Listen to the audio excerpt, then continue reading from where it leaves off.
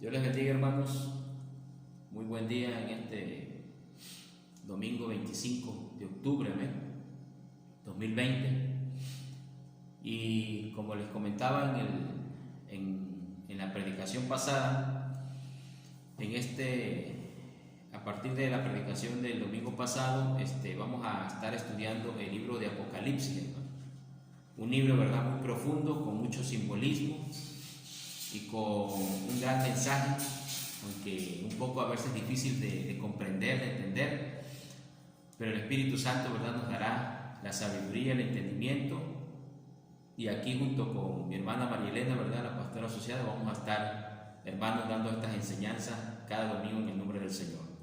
Vamos a hacer una pequeña oración que nos dirija la hermana, y el tema que hoy traemos es un saludo con características del Dios Hijo. Un saludo con características del Dios Hijo. Y para eso vamos a tomar la lectura de Apocalipsis 1, del 4 al 8, para ir la secuencia, ¿verdad? En la predicación pasada predicamos del versículo 1 al 3, del capítulo 1. Entonces continuamos, ¿verdad?, en esta predicación con el versículo 4 al 8. Y oramos al Señor. Padre bueno que estás en los cielos, oh Dios, te damos gracias, Señor de la gloria, en este día, Señor, porque tú nos permites estar aquí, en este lugar, Señor, para esta enseñanza, esta predicación, Señor, que se va a impartir, Padre bueno de la gloria. Señor, te pedimos, Padre Santo, que sea de bendición para aquel que lo va a escuchar a través de estas redes sociales, Padre de la gloria. Te alabamos y te bendecimos y te damos gracias, oh Dios, en esta hora. Amén. Amén. Bueno, hermanos, como les vuelvo a repetir el tema, un saludo con características del Dios Hijo, o sea, el Señor Jesucristo, amén. Él es el Dios Hijo. Vamos a leer Apocalipsis 1, 4 al 8. Yo, Juan, les escribo esta carta a las 7 iglesias que están en la provincia de Asia. Gracia y paz a ustedes de aquel que es, que siempre era y que aún está por venir, y del Espíritu de 7 aspectos que está delante de su trono, y de Jesucristo. Él es el testigo fiel de estas cosas, el primero en resucitar de los muertos y el gobernante de todos los reyes del mundo. Toda la gloria sea que nos ama y nos ha libertado de nuestros pecados al derramar su sangre por nosotros. Él ha hecho de nosotros un reino de sacerdotes para Dios, su Padre. A Él sea toda la gloria y el poder por siempre y para siempre. Amén. Miren, Él viene en las nubes del cielo y todos lo verán, incluso aquellos que lo traspasaron. Y todas las naciones del mundo se lamentarán por Él. Sí, amén. Yo soy el Alfa y el Omega, el principio y el fin, dice el Señor Dios. Yo soy el que es, que siempre era y que aún está por venir, el Todopoderoso. Gloria a Dios. Fíjense, hermano, nada más. En la época, hermano, que el apóstol Juan, el teólogo, ¿verdad? Juan el teólogo, escribe, hermanos, o Dios le revela esta visión, grande visión, es entre el año 90 o el año 100 de nuestra era, después de Cristo. Esto, hermano, lleva, podríamos decir, ¿verdad?, una dedicatoria a las 7 iglesias, que en ese momento no eran nada más 7 iglesias, eran mucho más. Pero el Señor se enfoca en 7 congregaciones que dice que se encuentran en la provincia de Asia. Hoy conocemos en día nosotros a Asia como un continente, ¿verdad?, que tiene muchos países. Pero en el momento en que se escribe esta epístola o estas cartas y el libro, Asia, hermanos, se consideraba una provincia, pero a lo que hoy conocemos como el país de Turquía. O sea, lo que es Turquía el día de hoy, en la actualidad, es lo que se consideraba una provincia, la provincia de Asia, una provincia donde estaban las 7 iglesias que están prácticamente como que en una geografía que cuando se comenzara, ¿verdad? Lo vamos a ver cuando comencemos con, por ejemplo, el mensaje a Éfeso en el capítulo 2. Vamos a ver que es como un recorrido que primero comienzas con Éfeso, después puedes continuar, como si dijéramos que en México fuéramos hasta algún país del norte, algún estado del norte. Y por ejemplo comenzamos, ¿verdad?, la iglesia que está en Tabasco, ¿no? Y después la iglesia que está en Veracruz, después la iglesia que está en Puebla, y así vamos avanzando, ¿verdad? O sea, así 7 iglesias, 7 lugares, 7 zonas, donde el Señor, hermanos, concentra, ¿verdad?, su mensaje, aunque no es nada más para ellas, sino que es como que son el prototipo de una iglesia y que quiere el Señor lanzar un tema, un mensaje de lo que adolecen otras igual. Entonces, hermanos, en ese momento el Señor manda, ¿verdad?, unas salutaciones a través del apóstol Juan. Dice, ¿estamos en los últimos tiempos? Probablemente sí. Lo que sí es seguro es que es la última dispensación de la humanidad, la dispensación de la gracia en la que estamos. Terminamos la dispensación de la ley, ¿verdad? Cuando el Señor viene y todos los ritos, todos los rituales se terminan. Se terminó esa dispensación. Y entonces, pegado a la dispensación de la ley, está la dispensación de la gracia, que es la que tenemos actualmente. Probablemente para nosotros como seres humanos, digamos, pero son 2000 años ya de diferencia. Casi 2000 años desde que se escribió Apocalipsis. Y ya decían que estaba el tiempo cerca. Sí está cerca, ¿por qué? Porque las dispensaciones están pegadas. O sea, la dispensación de la ley con la gracia están pegadas. Pero la de la gracia no ha terminado, pero va a tener su tiempo. Probablemente estamos ya en los últimos tiempos por las señales, por todas las señales que vemos. Entonces, de todos modos, hermanos, tenemos que estar siempre preparados en nuestra vida, porque o nos quede poco tiempo, ¿verdad?, no lo sabemos, de vida, solamente el eterno Dios sabe todo eso, o el arrebatamiento también está próximo. Cualquiera de las dos cosas, siempre debemos estar atentos al mensaje del Señor. Y para este tema, hermanos, vamos a ver 5 puntos, que son los versículos. Vamos a leer primero el versículo 4, 1:4.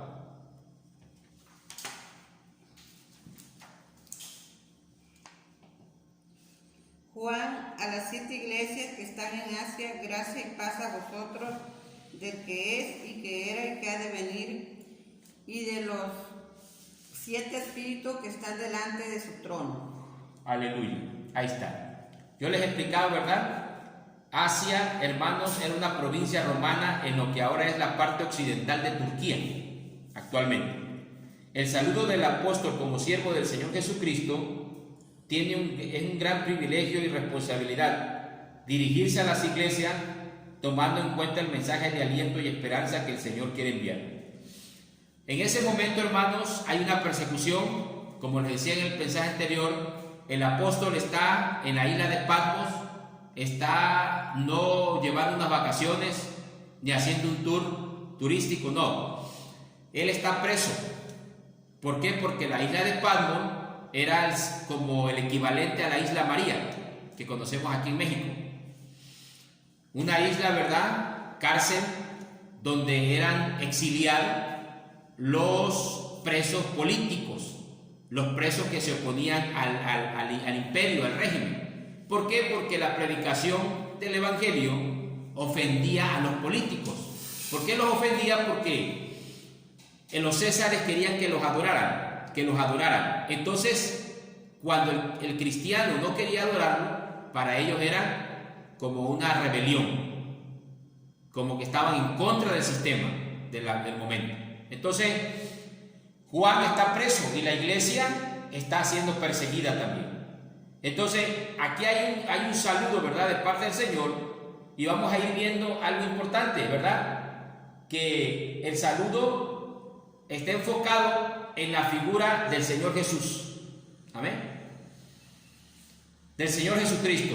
¿En qué sentido? Dice que el que el que siempre era y que aún está por venir, el que está delante de su trono, ¿verdad? Del que es y que era y que ha de venir. Está hablando, ¿verdad?, en el sentido de la gramática, el pasado, presente y futuro. O sea, Cristo es todo. O sea, un saludo como cuando alguien hace una carta, ¿verdad?, y es un funcionario público y puede ser que él esté saludando, pero en realidad le está ordenando el gobernador, el presidente de la república o el alcalde, y es un funcionario y dice, le saludo que a través de nuestro presidente, o sea, como que el siervo de Dios, Juan, es un representante nada más, es un representante, y por lo tanto él se presenta, ¿verdad?, como el que dirige la carta o el libro, pero en realidad el que está detrás de él es el Señor Jesucristo. Amén. Por eso le digo que es un gran privilegio, pero una responsabilidad grande. Cuando predicamos la palabra, hermanos, no predicamos de nosotros, no hablamos de nosotros, no nos ponemos nosotros, ¿verdad? Porque alguien puede decir, ¿verdad?, como aquel hombre William Soto Santiago, ¿no?, algo así, que tomaba el Apocalipsis y lo tomaba y decía que él era el ángel que Dios había enviado, transversaba el versículo de Apocalipsis donde se mencionaba como él. No, aquí el mensaje, hermano, lo transmite el apóstol Juan, pero en realidad es un mensaje que viene del cielo, un mensaje que viene de lo alto, que el mismo Cristo dice que lo entrega. Entonces el saludo va dirigido a las iglesias por el apóstol, pero en realidad hace la presentación del Señor Jesús. Y vamos a ver el segundo punto, hermanos. En el versículo 5, precisamente, nos habla 3 características del Señor más una muestra de amor. Aleluya. Dice así en 1:5: y de Jesucristo, el testigo fiel, el primogénito de los muertos y el soberano de los reyes de la tierra, aquel que nos amó y nos lavó de nuestros pecados con su sangre. Aleluya, ahí está. Miren, qué importante. El testigo fiel y el primogénito de los muertos. ¿Por qué le dice así al Señor? Porque el Señor tiene una promesa para los que creen en Él, que seremos resucitados cuando partamos de este mundo. Entonces, el primogénito de los muertos quiere decir que Él fue el que inició, ¿verdad?, ese tipo de resurrección. Sabemos que en la Biblia habla de algunas resurrecciones, pero en esta vida no. El mismo Señor Jesús las hizo, las realizó. Pero aquí habla de una resurrección muy especial. Habla de una resurrección eterna y de un cuerpo glorificado, que ya en otros temas lo hemos visto. Entonces, ¿por qué le llama el primogénito de los muertos? Porque precisamente lo habla en ese sentido. Aquí tiene una característica especial de esa resurrección. No es como cualquiera. Por ejemplo, hay 2 transformaciones que hubieron en el Antiguo Testamento. La de Elías, ¿verdad?, una de ellas, y la de Enoc. Pero ahí no dice que hubiese habido una resurrección. Ahí dice que hubo una transformación de sus cuerpos para poder llegar al cielo, así como va a ser el arrebatamiento. Entonces, cuando al Señor se le da ese atributo primogénito de los muertos, está hablando de una resurrección especial. Una resurrección con un cuerpo glorificado. Aleluya. También el soberano de los reyes de la tierra. Testigo fiel. ¿Por qué testigo fiel? Porque toda la palabra del Señor es verdad, es verdadera. Todo lo que Él nos predicó en la tierra y quedó escrito en esta Sagrada Escritura es totalmente fiel. O sea, fiel se refiere a que es verdadero, a que es original. Cuando nosotros tenemos tráeme una copia fiel, o sea, una copia que viene del original, no copia de copia, no, sino una copia del original. A eso se le llama fiel también, testigo fiel y soberano de los reyes de la tierra. ¿Por qué? Porque el Señor Jesucristo es Rey de reyes y Señor de señores. Son características de Él. Por eso cuando predicamos a Cristo, mucha gente puede escuchar este mensaje, ya ha estado escuchando un mensaje, pero no se afirma en Cristo, no busca a Dios, no ocurre nada. Podemos decir Diosito, ¿verdad? Hasta el que anda tomando dice, mi Padre, mi Dios, pero la Biblia dice que los hijos de Dios son aquellos que reciben a Cristo, que viven conforme a la palabra de Dios. Yo sé que algunos no comprenden todo esto, ¿verdad? Pero el Espíritu Santo dice que nos da a entender qué es lo que realmente quiere Dios de nosotros. Y lo que quiere el Señor es un arrepentimiento genuino, un arrepentimiento sincero y caminar a como Él nos demanda. ¿Por qué? Porque su palabra es fiel y verdadera. Aleluya. Entonces, el amor tan grande, dice, al que nos amó y nos lavó de nuestros pecados con su sangre. Ahí está, la acción del amor. No solamente es palabra, es acción. La Biblia dice en Santiago, en el libro de Santiago, la fe sin obra es muerta y la obra sin fe es muerta. ¿Eso qué quiere decir? Que Dios demuestra sus obras y nosotros también debemos demostrar nuestras obras.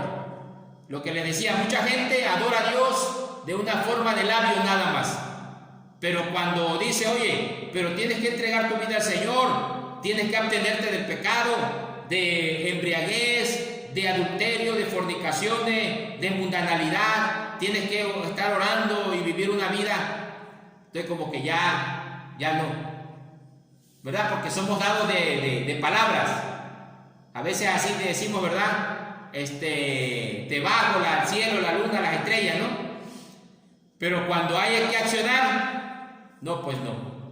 Entonces el amor siempre es de acción. Y aquí el Señor lo predica y lo hace con su vida. Dice, al que nos amó y nos lavó de nuestros pecados con su sangre. O sea, Él tuvo que entregarse, Él tuvo que pasar la muerte, Él tuvo que vivir toda una experiencia amarga para poder llegar nosotros a la salvación, al trono, al lugar santísimo, ¿verdad? Al trono de Dios, a través de Cristo Jesús. Aleluya.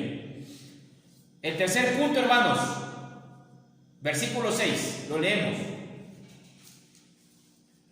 Y nos hizo reyes y sacerdotes para Dios su Padre, a Él sea gloria e imperio por los siglos de los siglos. Amén. Fíjense nada más, nuestra investidura y características como iglesia, es lo que trata este versículo 6. Él nos ha hecho reyes y sacerdotes para Dios y su Padre.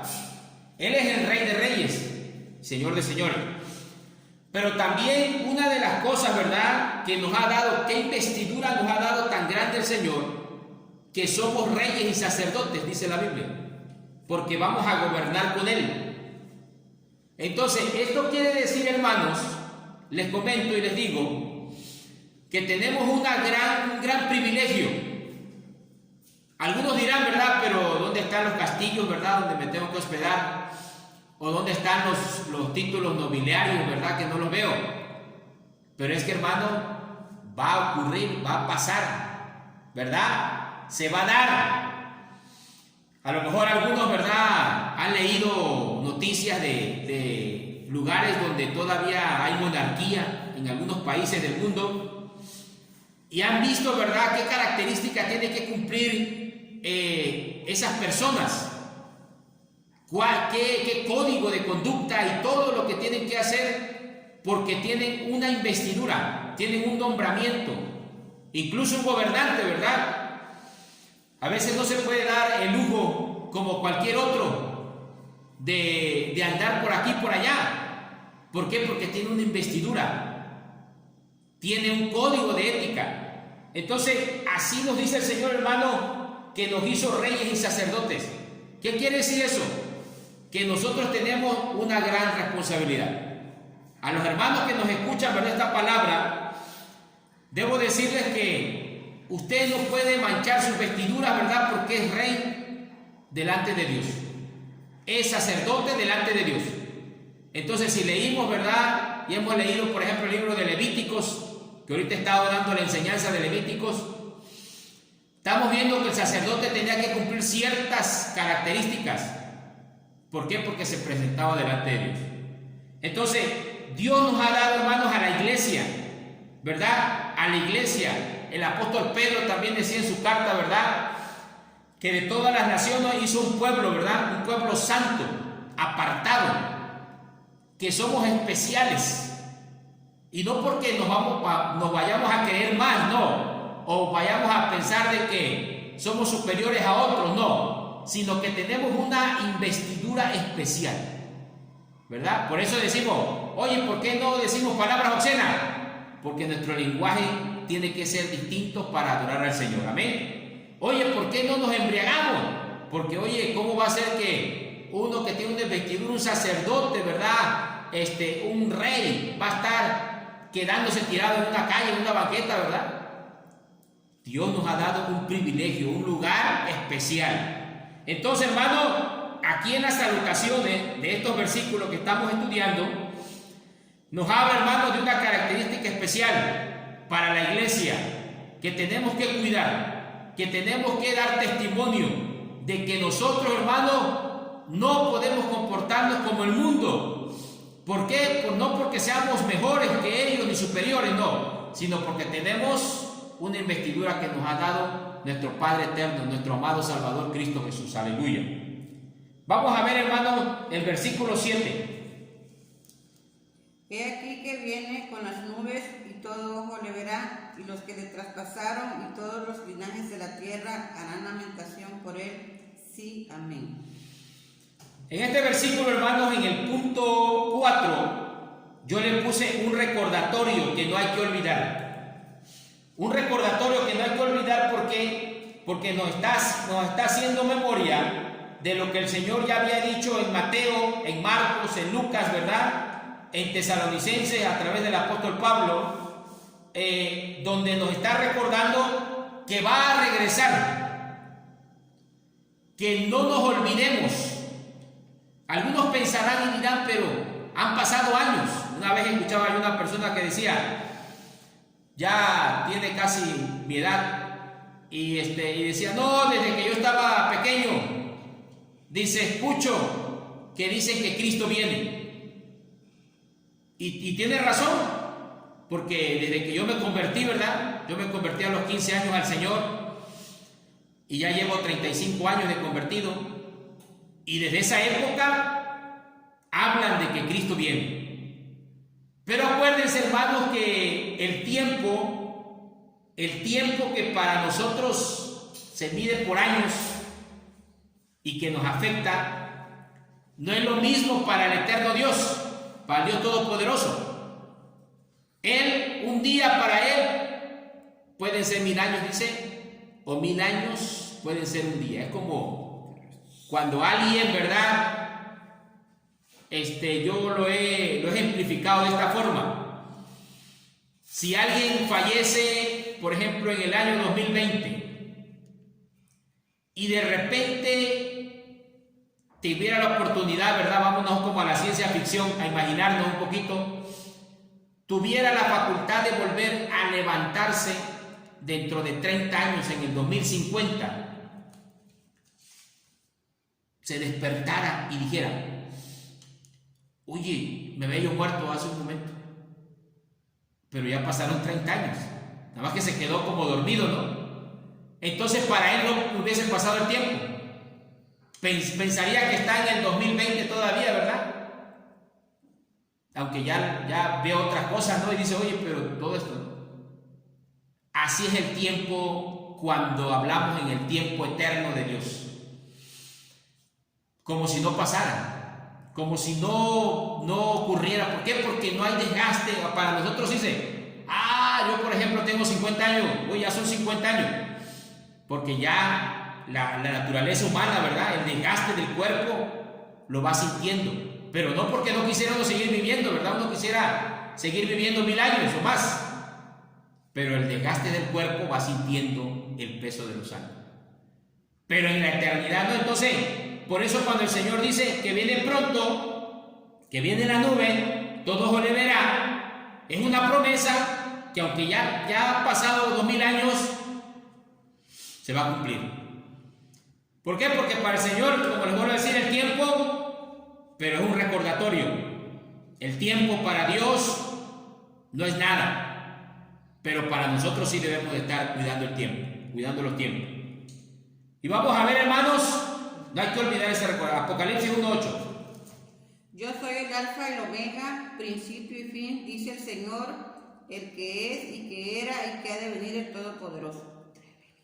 Las últimas, hermanos, palabras de estos versículos nos hablan de una característica especial. Primero que nada, alfa y omega, hermanos, se refiere a el alfabeto griego. Esta es una metáfora, ¿verdad? Una comparación que el Señor hace, que Él es el Todopoderoso, el alfa y el omega, o sea, que está entre el principio y el fin, que abarca todo, pues, como si dijéramos, ¿verdad? De punta a punta, o de polo a polo, o de norte a sur, ¿verdad? O de cielo a tierra, o sea, abarca un todo.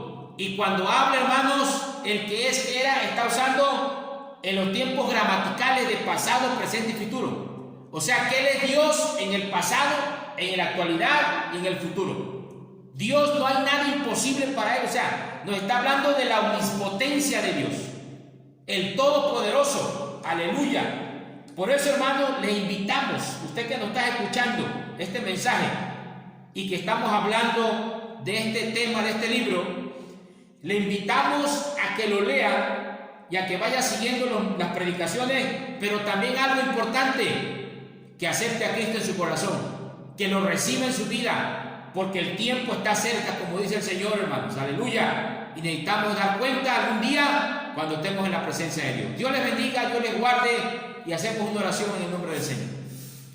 Oremos. Padre bueno, te damos gracias, Señor, por esta palabra, Padre bendito de la gloria. Te pedimos, Señor, que si alguien, Señor, que aún no te conoce, lo ha escuchado, Señor, y quiera, Señor, hacer este acto de fe, Señor, de confesión, Señor, te pedimos que inscribas su nombre en el libro de la vida, Padre bendito de la gloria, para que un día, Señor, pueda estar también juntamente con nosotros allá contigo, Padre celestial. Gracias, Señor, te damos por esta palabra, Señor, y sigue bendiciendo la vida de tu siervo. Síguele dando, Señor, esa sabiduría y también la salud, Señor, de la gloria que Él necesita también para que te siga sirviendo más, Padre bendito. Gracias te damos en este momento en el nombre de Cristo Jesús. Amén. Gloria a Dios. Dios les bendiga, hermano, y Dios les guarde.